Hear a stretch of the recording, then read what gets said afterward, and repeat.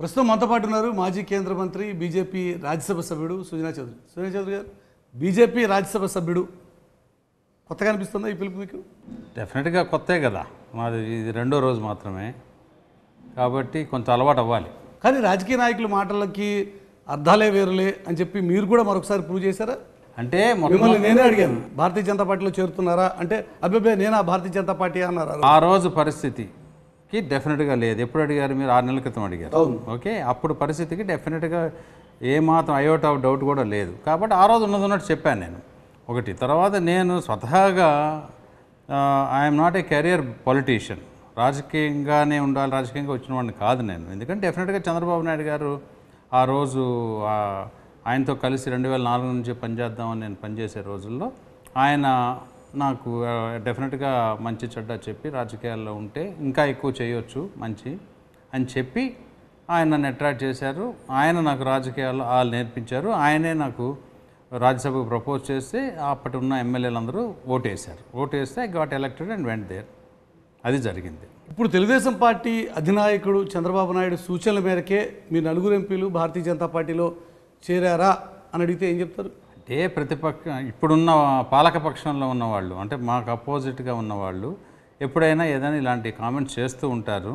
అదేంటంటే ఆశాపరకంగా ఉంది. ఎందుకంటే ఆయన ఎందుకు పంపుతారు? ఆయన పార్టీ కాదని. అది లేదు. నాకు ఒక ఆప్షన్, రిజైన్ చేస్తే డెఫినెట్గా తెలుగుదేశం పార్టీకి ఉండదు, అది వైఎస్ఆర్ పార్టీకి వెళ్తుంది. అది ఎవరు కోరుకోరు. సో నేను దానికి కూడా సిద్ధంగానే ఉన్నాను ఇప్పుడు కూడా. సో యాజ్ ఇట్ ఈస్గా నేను కంటిన్యూ అవ్వాలి అని అంటే ఇది ఒక ప్రక్రియ ఉంది. చంద్రబాబు నాయుడు గారికి ఎట్టి పరిస్థితుల్లోనూ ఎటువంటి రకమైన సంబంధం లేదు. కానీ చంద్రబాబు నాయుడు ఈ కేసుల వ్యవహారాలు, ఈ గొడవలు అన్నీ గమనించిన తర్వాత బెటర్ భారతీయ జనతా పార్టీలో ఉంటే అనే ఉద్దేశంతో మిమ్మల్ని ముందు పంపించి తర్వాత ఆయన భారతీయ జనతా పార్టీకి దగ్గర అవ్వబోతున్నారు అన్నది సాయిరెడ్డి మిమ్మి చేస్తున్నటువంటి ఆరోపణ, వైఎస్ఆర్ పార్టీ నాయకుడు. అంటే సాయిరెడ్డి గారు ఆ పార్టీ తరఫున మాట్లాడాలంటే అదే మాట్లాడతారు. అందులో కేసుల వ్యవహారాలు ఏం కేసులో నాకు తెలియదు. మీరు ఏ కేసులు రిఫర్ చేస్తున్నారో నాకైతే ఐడియా లేదు. అంటే నా పేరు మీద ఒక కేసు కూడా లేదు ఎక్కడ. ఎక్కడ ప్రపంచంలో ఈ భూభాగంలో ఎక్కడ నా పేరు మీద ఒక కేసు లేదు, ఒక ఛార్జ్షీట్ లేదు, ఒక షోకాజ్ నోటీస్ లేదు, ఒక కంప్లైంట్ లేదు. ఎన్నికల ఫలితాలు వచ్చిన తర్వాత సుజనా గ్రూప్ మీద జరిగినటువంటి రైడ్స్ కావచ్చు, ఈడీ గొడవ కావచ్చు, సిబిఐ చేసినటువంటి హడావుడి కావచ్చు, ఇవేవి కూడా జస్ట్ లైక్ దట్ జరిగాయి, ఏం లేకుండానే జరిగాయి కాదు. వాళ్ళు ఏదో వేరే ఏదో కేసు ఇన్వెస్టిగేట్ చేస్తూ ఉంటే ఆ ఇన్వెస్టిగేషన్లో ఏదైనా సంబంధాలు, ఏదైనా ఆధారాలు దొరుకుతాయేమో, లేకపోతే అసలు కేసులో ఉన్నవాళ్ళు ఏదైనా పేర్లు వాడి ఉంటారు. ఇప్పుడు పబ్లిక్ లైఫ్లో ఉన్నప్పుడు అలా అని చెప్పి వాళ్ళు వచ్చారు. భారత రాజ్యాంగం ప్రకారం ఇన్వెస్టిగేషన్ని ఎవరు ఆపకూడదు. ఇన్వెస్టిగేషన్ చేయాలి, దాని తర్వాత వాళ్ళు తేల్చాలి. నేను చెప్పబోయేది ఏంటంటే వాళ్ళు ఆ ప్రక్రియగా చేశారు, దట్ విల్ కంటిన్యూ. 2 విషయాల్లో ఒక స్పష్టత కావాలి. ఒకటి, తెలుగుదేశం పార్టీ ఇన్ఫ్లుయెన్స్తో, అధినాయకుడు చంద్రబాబు నాయుడు ఇన్ఫ్లుయెన్స్తో మీరు చేరారా, లేక భారతీయ జనతా పార్టీ ఒత్తిడి చేసి ఆర్మ్ ట్విస్టింగ్ టెక్నిక్ ద్వారా మిమ్మల్ని వాళ్ళలో కలుపుకుందా? 2 కరెక్ట్ కాదు. చంద్రబాబు నాయుడు గారు ఇన్ఫ్లుయెన్స్ చేరలేదు, నన్ను ఎవరు ఒత్తిడి చేయలేదు. నా స్వతహాగా నేను అనుకొని చేరాను. కానీ మీతో పాటు చేరినటువంటి టీజీ వెంకటేశ్వర లాంటి నాయకులే చెప్పినటువంటి మాట, మా మీద ఒత్తిళ్లు పనిచేశాయి, అందుకోసమే మేము భారతీయ జనతా పార్టీకి దగ్గర అవ్వాల్సి వచ్చింది అని. ఆ ఒత్తిడి ఏంటి, ఏ రకంగా, ఏ రూపంలో? అది వారు ఒకవేళ చెప్పుంటే మీరు దానికి సమాధానం ఆయన దగ్గర తీసుకోవాలి. డెఫినెట్గా నలుగురు కలిసి చేసిన కార్యక్రమం కదా ఇది. కానీ నాకు ఎటువంటి రకమైన ఒత్తిడి లేదు, ఆయనకు ఒత్తిడి ఉందని నాకు ఎప్పుడూ చెప్పలేదు. మేము కొలీగ్స్ కదా, మిగిలిన 3 కూడా ఒత్తిడి ఉందని చెప్పలేదు. నేను వెళ్తున్నానని ప్రతి ఒక్కరికి చెప్పాను. సీతామహాలక్ష్మి గారికి చెప్పాను, రవీంద్ర కుమార్ గారికి చెప్పాను, మిగిలిన లోక్సభలో ఉన్న 3కి కూడా చెప్పాను. ఈ పరిస్థితులను బట్టి నేను మాత్రం ఈ డెసిషన్ తీసుకున్నాను అని. వాళ్ళని ఎవరిని రమ్మనమని చెప్పలేదు. అది తప్పది. ఎవరి ఇష్ట ప్రకారం వాళ్ళది. ఇట్లా వెళ్ళవలసి వస్తుంది, వెళ్తున్నానని మాత్రం నేను మా చంద్రబాబు నాయుడు గారు కూడా చెప్పాను. నేను చంద్రబాబు నాయుడు గారికి చెప్పే ఈ కార్యక్రమం జరిగింది అన్నదే కదా సాయిరెడ్డి చేస్తున్నటువంటి ఆరోపణ. చెప్పటం అంటే వెళ్ళే ముందు అది మన సాంప్రదాయం అండి. ఇన్ని రోజులు ఆయన దగ్గర పనిచేసినప్పుడు, ఆయన నాకు రాజకీయ గురువు అన్నప్పుడు ఆ మర్యాద నా లైఫ్ లాంగ్ ఉంటుంది. చంద్రబాబు నాయుడు సూచనల మేరకే తెలుగుదేశం పార్టీ రాజ్యసభ విభాగం భారతీయ జనతా పార్టీలో విలీనమైంది అని చెప్పి అనుకోవచ్చా? తప్పు కదా అది. సూచన అనేదే తప్పు అసలు. ఎందుకంటే ఇప్పుడు మీరు వచ్చారు నా దగ్గరికి ఇంటర్వ్యూ తీసుకోవడానికి, వెళ్ళేటప్పుడు నాతో వెళ్ళొస్తానని చెప్పి వెళ్తారు కదా. ఆ సాంప్రదాయం ప్రకారం ఆయనకి నేను ఫోన్ చేసి, నేను ఈ డెసిషన్ తీసుకున్నానండి, ఈ డెసిషన్ను తన పార్టీ రాజ్యసభ విభాగాన్ని వేరొక పార్టీలోకి విలీనం చేయడానికి ఏ పార్టీ అధినాయకుడైనా ఒప్పుకుంటాడా? నో. ఎలా ఒప్పుకుంటారు? ఒప్పుకోరు. నేను ఆ విషయం కూడా చెప్పలేదు. నేను చెప్పింది నా వరకు నేను వెళ్తున్నానని చెప్పాను. ఆ తర్వాత ప్రక్రియ ఆటోమేటిక్గా జరిగిపోయింది, కానీ మిగిలిన వాళ్ళ సంగతి అప్పటికి నాకు తెలియదు ఆయనతో మాట్లాడే రోజుకి. ఇదంతా కూడా ఒక పథకం ప్రకారం జరిగిన కార్యక్రమం కాదంటారా? చంద్రబాబు నాయుడు గారు కరెక్ట్గా విదేశాలకు వెళ్ళిన సందర్భంలో మీ నలుగురు కూర్చుని 2/3 ఆప్షన్ని ఏదైతే కాన్స్టిట్యూషన్లో ఉందో దాన్ని యూజ్ చేసి పార్టీని రాజ్యసభ విభాగాన్ని తీసుకెళ్లి భారతీయ జనతా పార్టీలో విలీనం చేస్తూ వెంకయ్యనాయుడు గారికి లెటర్ ఇవ్వడం అనేది ఇదంతా కూడా జస్ట్ లైక్ దట్ జరిగిపోయిందా? తప్పకుండా జస్ట్ లైక్ దట్ కాదండి. నేను వెళ్తున్నాను అని అనౌన్స్ చేశాను. నేను వెళ్ళే విషయం అప్పటి చంద్రబాబు నాయుడు గారికి చెప్పడం జరిగింది. పర్సనల్గా కలిశాను, ఫోన్లో కూడా చెప్పాను. ఆయన వెళ్ళమని అయితే చెప్పరు కదా న్యాచురల్గా. నాకు బాధగా ఉందండి, మరి ఇట్లా ఉంది పరిస్థితి, నేను డిసైడ్ చేశాను అని చెప్పాను.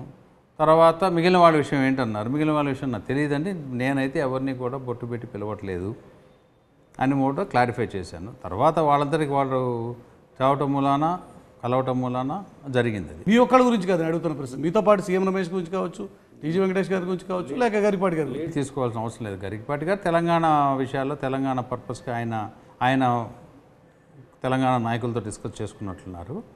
మిగిలిన ఇద్దరు వాళ్ళ కాంటాక్ట్ ద్వారా ఎవరితో డిస్కస్ చేస్తున్నారో కూడా నాకు తెలియదు. అదే మీ నలుగురు కూర్చొని డిస్కస్ చేసుకున్న తర్వాత ఈ 2/3 ఆప్షన్ అనేది ఒకటి ఉంది, ఇది చేస్తే కనుక పార్టీ నుంచి డిస్క్వాలిఫై అవ్వడానికి పరిస్థితి ఉండదు అని చెప్పి ఒక ఫార్ములాని ఎవాల్యుయేట్ చేసి దాన్ని ఇంప్లిమెంట్ చేశారా అన్నది నా ప్రశ్న.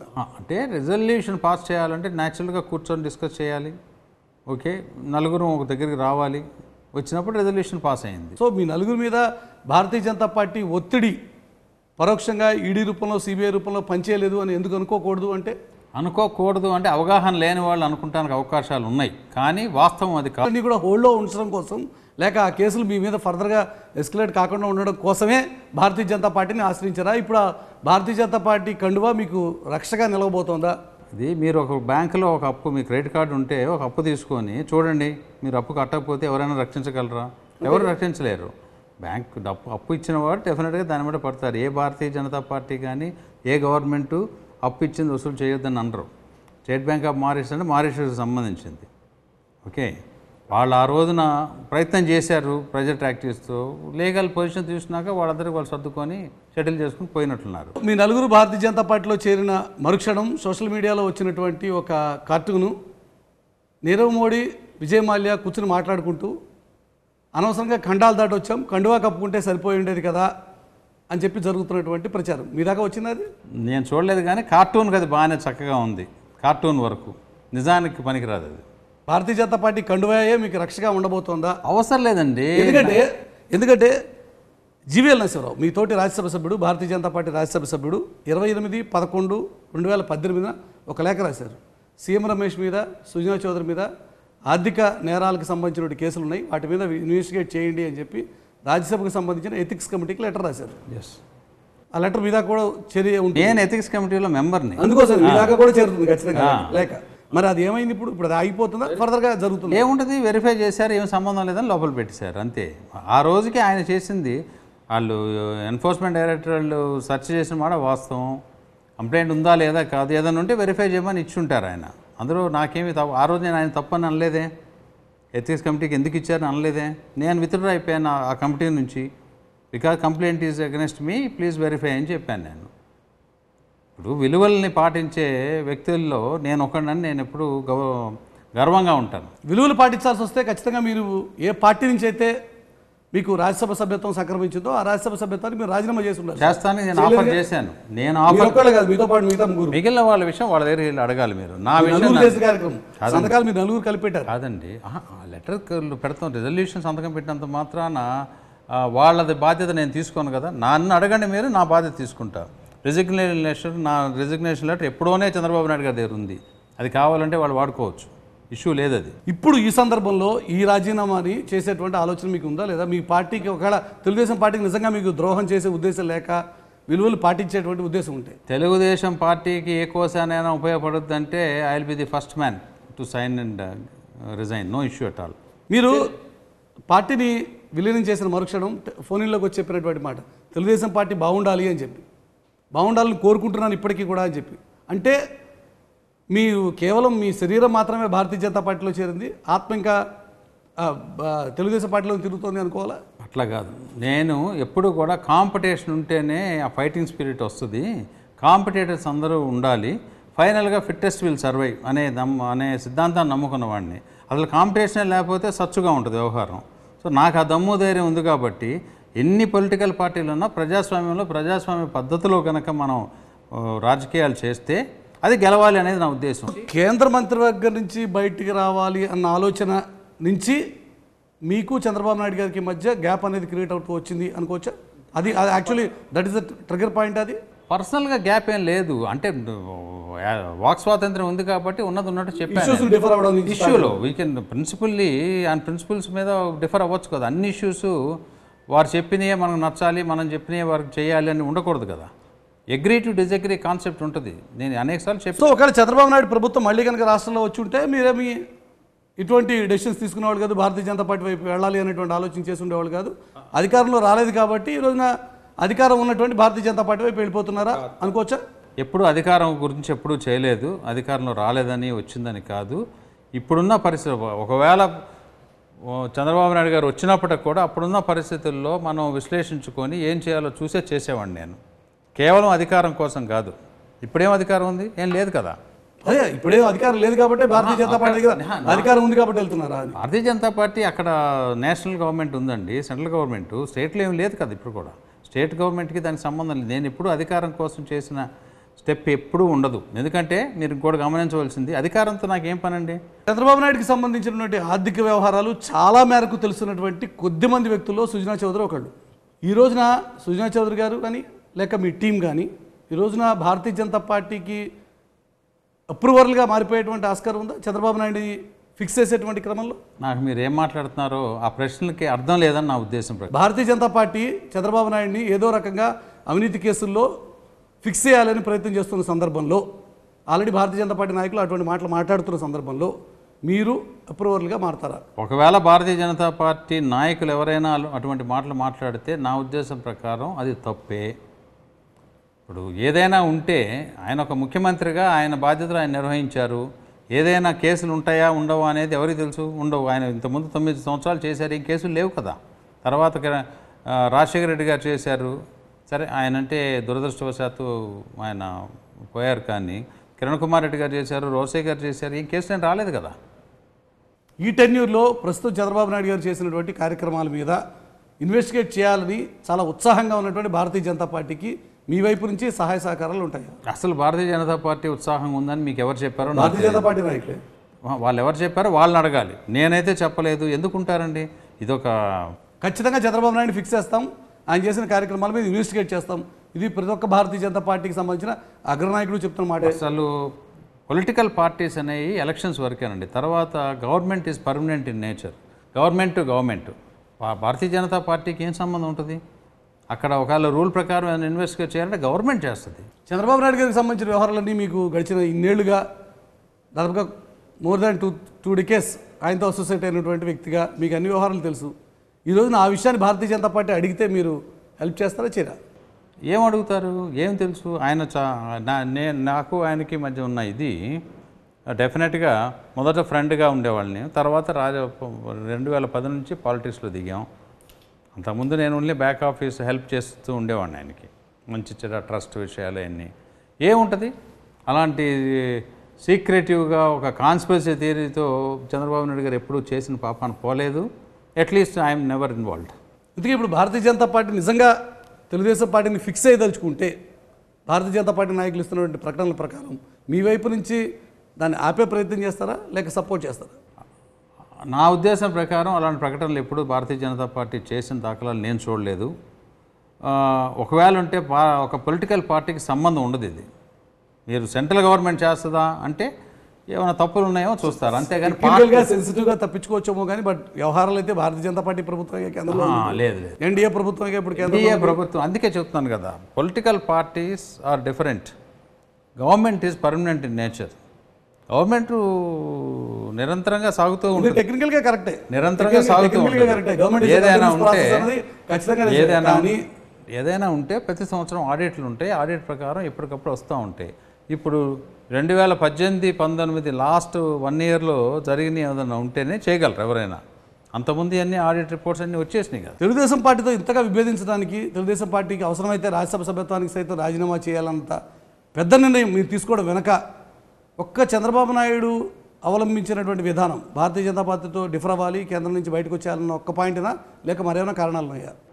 నాకు తెలుగుదేశం పార్టీలో ఉన్నంత వరకు కూడా నాకు అత్యంత గౌరవం ఇచ్చారు. నాకు ఎటువంటి రకమైన అసంతృప్తి లేదు.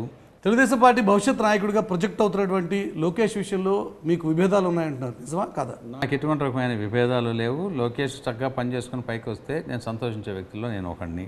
లోకేష్ మొన్న ఎలక్షన్స్లో కొంత యాక్టివ్ రోల్ తీసుకున్నాడు, ఆల్మోస్ట్ పార్టీలో నెంబర్ 2 అని చెప్పి ప్రొజెక్ట్ అయినటువంటి సందర్భం. ఫర్దర్గా లోకేష్తో సెయిల్ అవ్వలేను అని చెప్పి అనుకుని మీరు భారతీయ జనతా పార్టీ వైపు వెళ్ళారా అంటే? అది తప్పు. అసలు ఆ సందర్భం అసందర్భం అని నా ఉద్దేశం. ఎందుకంటే మొన్న ఎలక్షన్స్లో ఎప్పటికప్పుడు అధినాయకుడు చెప్పిన ప్రకారం చెప్తూ వచ్చారు. ఏదైనా కారణం వల్ల నన్ను ఒక 1 మంత్ ముందు ఇన్వాల్వ్ చేశారు. ఆ 1 మంత్లో ఆయన చెప్పిన ప్రకారం ఏది చేయాలో సిన్సియర్గా ఆనెస్ట్గా హార్డ్ వర్క్ చేసి కొంతవరకు రిజల్ట్ చూపించానని నా నమ్మకం. ఒకటి తెలుగుదేశం పార్టీలో కొనసాగితే ఖచ్చితంగా లోకేష్ నాయకత్వంలో పనిచేసే వాతావరణం క్రియేట్ అవుతుంది అన్న ఉద్దేశంతోనే మీరు బయటకు వచ్చారనుకోవచ్చా? దానికి దీనికి సంబంధం లేదు. అసలు అది క్రియేట్ అవుద్దని కూడా గ్యారంటీ ఏంటి? ఇప్పుడు నా కన్విక్షన్ ఉంటే కానీ నేను ఏది పని చేయనండి. కన్విక్షన్తో నేను ఎప్పుడు చంద్రబాబు నాయుడు గారు కూడా ఉన్నట్టుగా స్ట్రైట్ ఫార్వర్డ్గా చెప్పేవాడిని. ఆయన కూడా చెప్పేవారు, ఇది మనకు సాధ్యం, ఇది అసాధ్యం, కాబట్టి ఇది అడ్జస్ట్ అవ్వమని. అంతే. Agree to disagree. బయటకు వచ్చినాక మాత్రం వన్ వాయిస్. ఆ రోజులో నేను తెలుగుదేశం పార్టీలో ఉన్నంతకాలం పార్టీ సిద్ధాంతం చంద్రబాబు గారి వాదం అనేవాడిని. నేను ఏదున్నా మీరు వితిన్ ది 4 walls మాట్లాడాలి, బయట మాట్లాడకూడదని ఎంతోమంది నాయకులు చెప్పేవాడిని. నేను అలాగే మొన్నటి వరకు కూడా. ఇప్పుడు కూడా నాకు there is no reason for me to say anything wrong. Telugu Desam పార్టీని ఇప్పుడు కూడా మీరు ఒక్క మాట కూడా అనడానికి సిద్ధంగా లేరా? ఎందుకు అనాలండి? నాకు రాజకీయంగా అది మాతృ సంస్థ. బట్ కొన్ని సందర్భాల్లో టైం అయిపోతూ ఉంటుంది. మళ్ళీ వైభవం ఎప్పుడు వస్తుంది అనేది నేను ఇప్పుడైతే చెప్పలేను. రావాలంటే కాంపిటేటర్స్ ఉండాలి. కనీసం మేరలో మళ్ళీ తెలుగుదేశం పార్టీకి పూర్వవైభవం వస్తుందని చెప్పి నమ్ముతున్నారా? అంటే అటువంటి పరిస్థితి కనిపించగానే వేరే ప్రత్యామ్నాయం చూసుకున్నారా? పొలిటికల్ రైవల్రీ అనేది ఎప్పుడూ ఉండొచ్చండి, కానీ ఎనిమిటీ ఉండకూడదు. పాలిటిక్స్లో ఇద్దరు ఉంటేనే కదా. ఇప్పుడు క్రికెట్ మ్యాచ్ ఆడాలని ఇద్దరు ఉండాలి. పాకిస్తాన్ ఇండియా ఆడుతున్నాం కాబట్టి ఇంత ఇదిగా వెళ్ళి మనం చూస్తున్నాం టీవీలు నిండా పడి. అదే లేకపోతే ఏముంటుంది? సో ఇప్పుడు రాజ్యసభ విభాగం అయితే విలీనం అయింది, మరి లోక్సభ తెలుగుదేశం పార్టీ విభాగం అలాగే శాసనసభ కూడా ఇదే పద్ధతిలో భారతీయ జనతా పార్టీలో విలీనం అయ్యేటువంటి ఆస్కారం ఉందా? నాకు అసలు ఐడియా లేదు అసలు. లోక్సభలో ఉన్నటువంటి ప్రస్తుతం 3 సభ్యుల్లో 2 కనుక మళ్ళీ రివోల్ట్ అయితే, తిరుగుబాటు చేస్తే వాళ్ళు కూడా మళ్ళీ భారతీయ జనతా పార్టీలో చేరడానికి ఆస్కారం ఉంది. ఆ ప్రయత్నం తదుపరి చేయబోతున్నారా అంటే? ఎవరు చేయరండి. లోక్సభలో ఆల్రెడీ వాళ్ళ ఇష్టాన్ని బట్టి ఉంటుంది. ఇప్పుడు భారతీయ జనతా పార్టీకి ఈరోజు అవసరం లేదు కదా, నెంబర్ అవసరం లేదు. అక్కడ అవసరం. రాజ్యసభలో కావాలి, అందుకోసం మిమ్మల్ని తెచ్చుకుందా అని.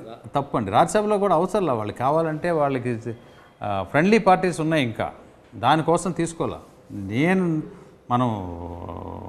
మన ఒపీనియన్ని, మన యొక్క డిజైర్ని చెబితేనే కదా వాళ్ళు తీసుకునేది. మేము రాసాం letter, we have decided to join Bharatiya Janata Party and merge this our wing or act as independently అని భారతీయ జనతా పార్టీ అధ్యక్షుల వారికి రాస్తే వాళ్ళ బోర్డులో పెట్టుకొని డిస్కస్ చేసి రెజల్యూషన్ పాస్ చేసి ఓకే చేశారు. ఎందుకంటే ముఖ్యంగా అది రాజ్యసభకు జరిగిన కార్యక్రమం. నేను అడుగుతున్న ప్రశ్న లోక్సభ విషయంలోనూ శాసనసభ విషయంలోనూ అదే పద్ధతి కొనసాగబోతుందా? దానికి సంబంధించి మీకు ఏమైనా సమాచారం ఉందా? నాకు ఎటువంటి రకమైన సమాచారం లేదు. ఇప్పుడు భారతీయ జనతా పార్టీ కండువా కప్పుకున్నటువంటి సభ్యుడు, రాజ్యసభ సభ్యుడే కాదు, భారతీయ జనతా పార్టీ ప్రైమరీ మెంబర్ ఈ రోజున. కండువా కప్పుకున్న మెంబర్. సో పార్టీ బలోపేతం కోసం తెలుగుదేశం పార్టీకి సంబంధించిన సభ్యుల్ని ఆకర్షించేటువంటి ప్రయత్నం మీ వైపు నుంచి మొదలవుతుందా? ఎందుకు తెలుగుదేశం పార్టీకి సంబంధించిన వాళ్ళని ఎందుకు తీసుకోవాలి? కాదండి. Why not from YSR, why not from CPS? ఎవరికైతే రాజకీయాల్లో ఆసక్తి ఉండి రాష్ట్రానికి సేవ చేద్దాం అనుకుంటారో వాళ్ళు కనుక సరైన వాళ్ళు, గట్టి వాళ్ళు అనుకుంటే వాళ్ళందరినీ కూడా భారతీయ జనతా పార్టీ ఆహ్వానిస్తుంది. అది తెలుగుదేశం అయినా, వైఎస్ఆర్ పార్టీ అయినా, లేక మరే పార్టీ, ఏ పార్టీ అయినా. పార్టీయే ఉండక్కర్లా. అసలు ఏ పార్టీలో లేని వాళ్ళు, కొత్త వాళ్ళు రాజకీయాల్లోకి వద్దాం అనుకుంటే. తెలుగుదేశం పార్టీతో మీకు బాగా క్లోజ్ అసోసియేషన్ కదా ఇంతకాలం పాటు. సో ఫస్ట్ వాళ్ళని టార్గెట్ చేసి భారతీయ జనతా పార్టీలో చేర్పిస్తారా? అంత అవసరం లేదండి. ప్రస్తుతానికి మనకి 5 సంవత్సరాలు ఉంది ఎలక్షన్కి. భారతీయ జనతా పార్టీ నిలదొక్కోవాలి అనుకుంటే మొత్తం ప్రాసెస్ కాదు అది. ఈరోజు తెలుగుదేశం పార్టీ శాసనసభలో ప్రధాన ప్రతిపక్ష హోదా కలిగి ఉంది. రాబోయే కాలంలో ఆ ప్రధాన ప్రతిపక్ష హోదాని లేకుండా చేయడం కోసం భారతీయ జనతా పార్టీ ప్రయత్నం చేయబోతుందా? నేను అనుకోవడం Bharatiya Janata party is above all these things అండి. అంత అవసరం లేదు Bharatiya Janata party. So party బలోపేతం కోసం తెలుగుదేశం పార్టీలో ఉన్నటువంటి సీనియర్ లీడర్లు మీకు ఆల్రెడీ టచ్లో ఉన్నారు కాబట్టి వాళ్ళని ఫస్ట్ తీసుకురండి అంటే ఆ పని మొదలు పెడతారా? నేను ఎవరిని బొట్టు పెట్టి పిలవను. టచ్లో ఉన్న వాళ్ళు ఎవరూ లేరు ఈ పరిస్థితుల్లో. ఈ పర్పస్కి ఆ అవసరం లేదు.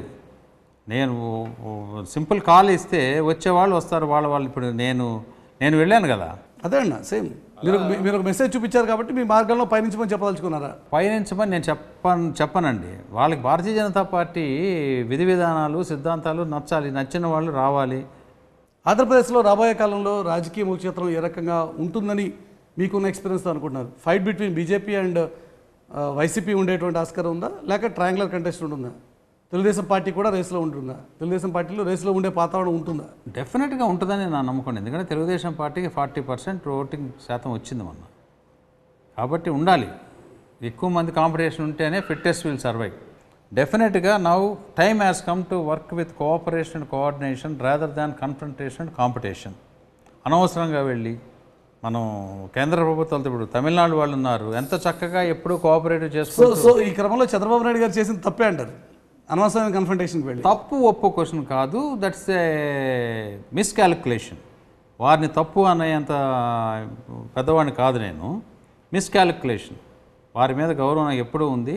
40 సంవత్సరాలు అదే తెలుగుదేశం పార్టీ కొంప ముంచిందంటారా? కేంద్రంతో అనవసరంగా కొట్లాటకి వెళ్ళే తెలుగుదేశం పార్టీ కొంప మునిగింది అని మీరు నమ్ముతున్నారా? దాని మీద నాకు నిర్దిష్టమైన అభిప్రాయం ఉంది. డెఫినెట్గా దాని మూలానే జరిగింది. డెఫినెట్గా ఇండియాలో ఉండుంటే తెలుగుదేశం పార్టీ పరిస్థితి చాలా బాగుండేది. ఈరోజు ఆంధ్రప్రదేశ్కి సంబంధించినందుకు కేంద్ర మంత్రులు ఎవరూ లేరు, భారతీయ జనతా పార్టీ లేదు కాబట్టి.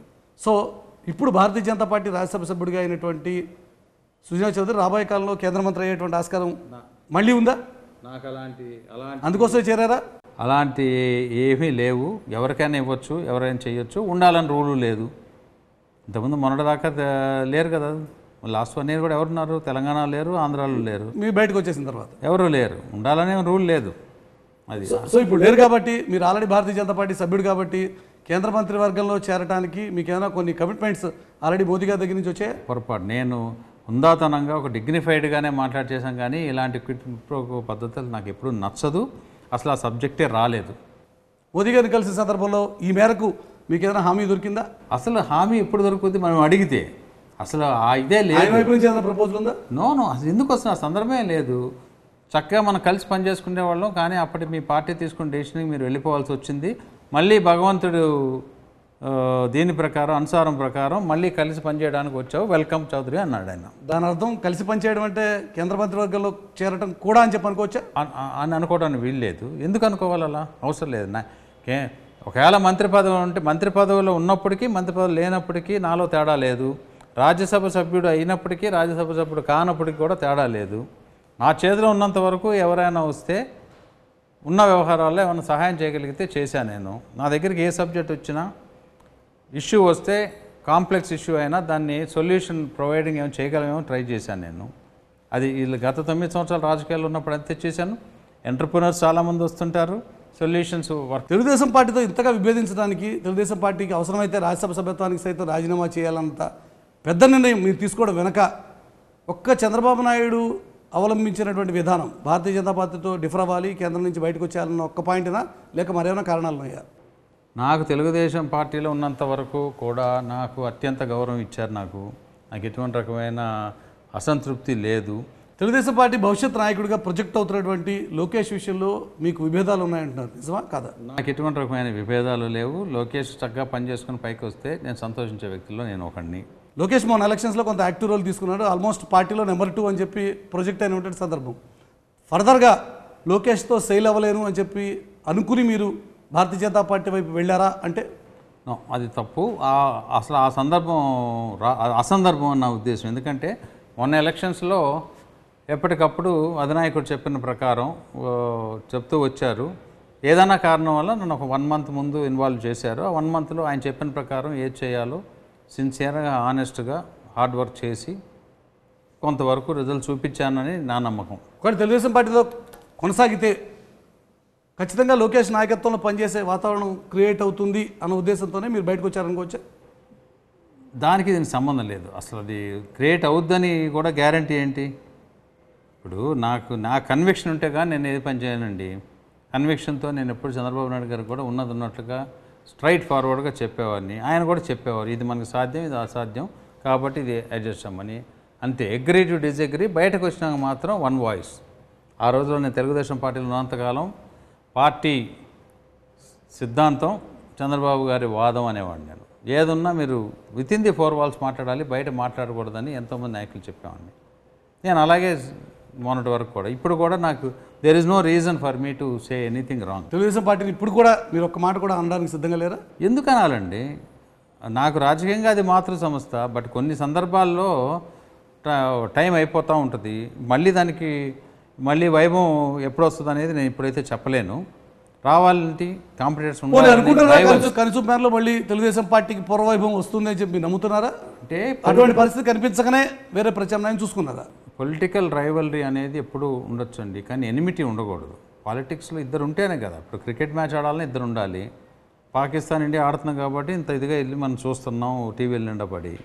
అదే లేకపోతే ఏముంటుంది? సో ఇప్పుడు రాజ్యసభ విభాగం అయితే విలీనం అయింది, మరి లోక్సభ తెలుగుదేశం పార్టీ విభాగం, అలాగే శాసనసభ కూడా ఇదే పద్ధతిలో భారతీయ జనతా పార్టీలో విలీనం అయ్యేటువంటి ఆస్కారం ఉందా? నాకు అసలు ఐడియా లేదు అసలు. లోక్సభలో ఉన్నటువంటి ప్రస్తుతం 3 సభ్యుల్లో ఇద్దరు కనుక మళ్ళీ రివోల్ట్ అయితే, తిరుగుబాటు చేస్తే వాళ్ళు కూడా మళ్ళీ భారతీయ జనతా పార్టీలో చేరడానికి ఆస్కారం ఉంది. ఆ ప్రయత్నం తదుపరి చేయబోతున్నారా? అంటే ఎవరు చేయరండి. లోక్సభలో ఆల్రెడీ వాళ్ళ ఇష్టాన్ని బట్టి ఉంటుంది. ఇప్పుడు భారతీయ జనతా పార్టీకి ఈరోజు అవసరం లేదు కదా, నెంబర్ అవసరం లేదు. అక్కడ అవసరం. రాజ్యసభలో కావాలి, అందుకోసం మిమ్మల్ని తెచ్చుకుందా అని. తప్పండి. రాజ్యసభలో కూడా అవసరం లేదు. వాళ్ళకి కావాలంటే వాళ్ళకి ఫ్రెండ్లీ పార్టీస్ ఉన్నాయి, ఇంకా దానికోసం తీసుకోవాలా.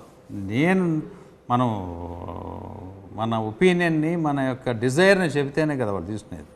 మేము రాసాం letter, we have decided to join Bharatiya Janata Party and merge this our wing or act as independently అని భారతీయ జనతా పార్టీ అధ్యక్షుల వారికి రాస్తే వాళ్ళ బోర్డులో పెట్టుకొని డిస్కస్ చేసి రెజల్యూషన్ పాస్ చేసి ఓకే చేశారు.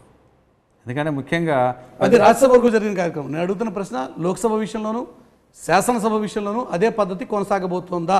దానికి సంబంధించి మీకు ఏమైనా సమాచారం ఉందా? నాకు ఎటువంటి రకమైన సమాచారం లేదు.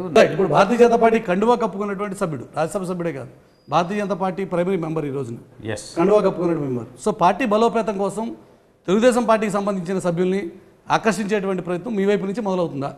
ఎందుకు తెలుగుదేశం పార్టీ సంబంధించిన వాళ్ళని ఎందుకు తీసుకోవాలి? వాళ్ళు కూడా అలాగే కాదండి. Why not from YSR, why not from CPI? ఎవరికైతే రాజకీయాల్లో ఆసక్తి ఉండి రాష్ట్రానికి సేవ చేద్దాం అనుకుంటారో వాళ్ళు కనుక సరైన వాళ్ళు, గట్టి వాళ్ళు అనుకుంటే వాళ్ళందరినీ కూడా భారతీయ జనతా పార్టీ ఆహ్వానిస్తుంది. అది తెలుగుదేశం అయినా, వైఎస్ఆర్ పార్టీ అయినా, లేక మరే పార్టీ, ఏ పార్టీ అయినా.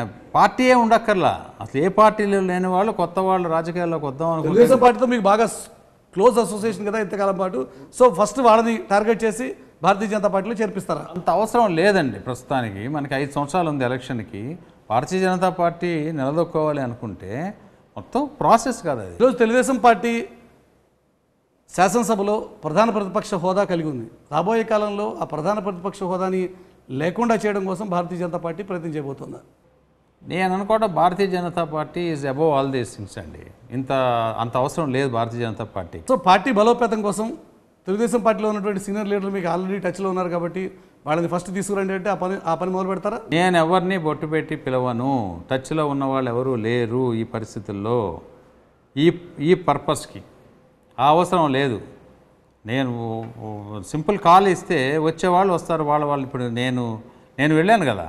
అదే అన్న, సేమ్ మీరు ఒక మెసేజ్ చూపించారు కాబట్టి మీ మార్గంలో పయనించమని చెప్పదలుచుకున్నారా? పయనించమని నేను చెప్పనండి. వాళ్ళకి భారతీయ జనతా పార్టీ విధి విధానాలు, సిద్ధాంతాలు నచ్చాలి, నచ్చిన వాళ్ళు రావాలి.